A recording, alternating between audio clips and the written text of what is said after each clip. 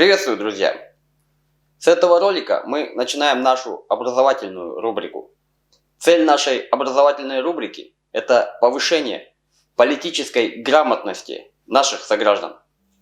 И начинать это дело надо с философии, которая, кстати, дословно переводится как «любовь к мудрости». Взаимосвязь политики и философии весьма тесная.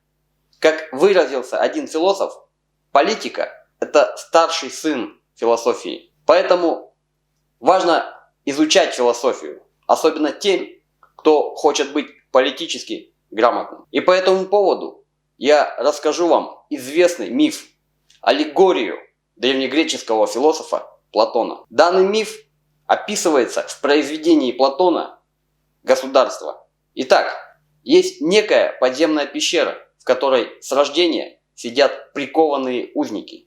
Они не могут встать, не могут повернуть голову. Они видят только стену перед собой. Они не видели другой жизни, а за их спиной горит костер.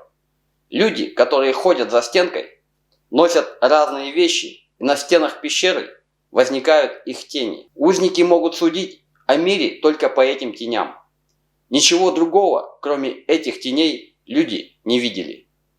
Они считают, что эти тени реальны и, конечно же, не осознают, что смотрят на иллюзии.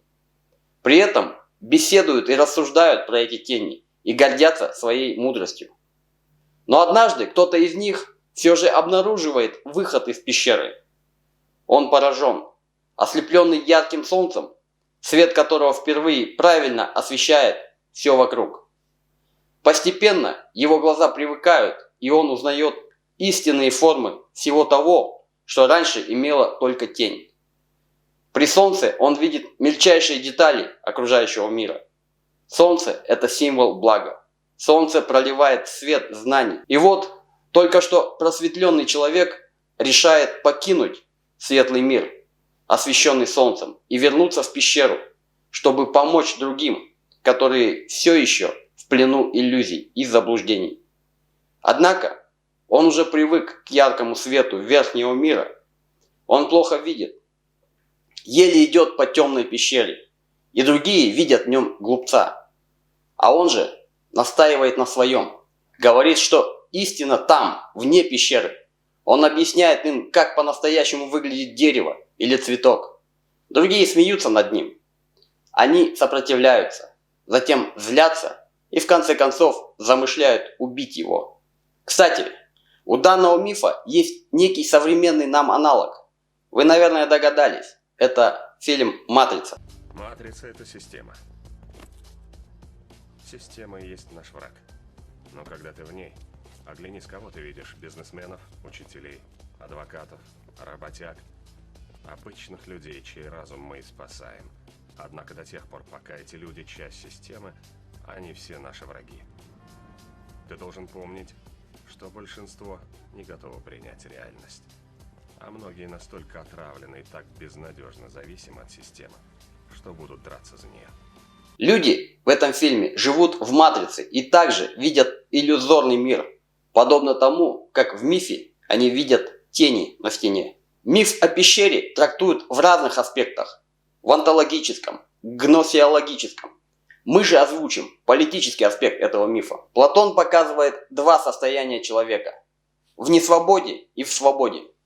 Узник может освободиться и выйти из пещеры. Освободившийся может вернуться обратно в пещеру, чтобы помочь другим узникам обрести свободу, вырваться из плена иллюзий. То есть, достигнув блага, достигнув знаний, такой человек готов оторваться от него и вновь погрузиться в темноту пещеры, чтобы помочь другим. Восхождение из пещеры формирует философа. Человек, выходящий из пещеры, познает истину, приобретает знания.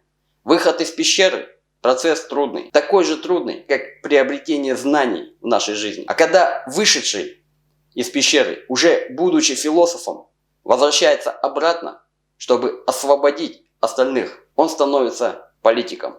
Таким образом, восхождение из пещеры – это становление философа, а обратное нисхождение в пещеру – это становление политика. Платон считал, что настоящий политик не тот, кто любит власть и все с ней связанное. Но кто, используя власть, занят лишь воплощением блага. Но поймут ли его прикованные? Захотят ли освободиться? Идти за ним? Не факт. И это очень большая проблема в политике. Люди инертны, трусливы, боятся изменений. Даже некоторые из числа просветленных могут предать идею. Таким образом, жертвуя собой ради других, надо быть готовым принести эту жертву впустую. Но если человек знает благо, он готов идти на это, потому что видит в помощи людям свой долг. Этой притчей Платон учит, что познание и понимание сущности вещей не дается само собой, а требует труда и усилий. Поэтому его идеальным государством могут править философы. Те, кто проник в сущность идей, в особенности идеи блага, идеи добра. Платон показывает необходимость управления государством философами, поскольку именно они способны видеть реальный мир и действовать на благо всех. Таким образом, все мы должны в той или иной степени стать философами. Вот такая вот взаимосвязь философии и политики. В один из следующих раз поговорим о непосредственно философии, о философской системе, лежащей в основе нашей идеологии.